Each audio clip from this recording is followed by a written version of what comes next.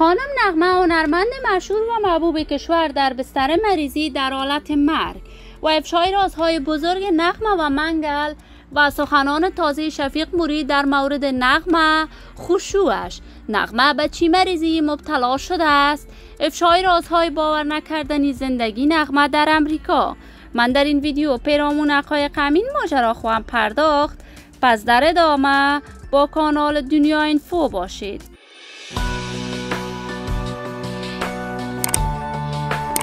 سلام و سلامتی ایام به کامتان باد. شما را خوش آمدید میگم به یکی دیگر از ویدیوهای جذاب کانال دنیا اینفو. برای دوست شدن با این کانال علامت سابسکرایب را فشار دهید تا از ویدیوهای دیگر کانال دنیا اینفو هم آگاه شوید. نغمه هنرمند بی‌بدیل در هنر موسیقی افغانستان، یکی از هنرمندانه که با صدای اطلاعیش در هنر موسیقی افغانستان نامش با قلم زرین حک شده است. نغمه از شروع کارهای هنریش چنان خوب می درخشید که دلهای هزاران افغان را مغلوب خودش کرد. نغمه دوستداران و طرفداران صدایش در افغانستان و پاکستان بیشمار بوده است. وی از مادر و پدر پشتون در کندهار دیده به جهان گشود، ولی خانواده نغمه در سن 6 سالگی نغمه به کابل کوچیدند و زندگی نغمه در کابل سپری شد. وی در سن 18 سالگی با منگل مسلک هنریش ازدواج کرد و زندگی خوبی داشتند. نغمه و منگل آهنگ‌های دوگانه بیشمار سرودند که تاکنون آهنگ‌های این دو هنرمند جاودان و ماندگار است.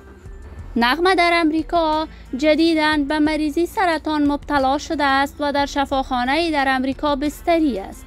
منگل برای مریضی نغمه میگیرید و شفیق موری از خوبی‌های خشوعش همیشه در صفحات مجازی ابراز نظر کرده است.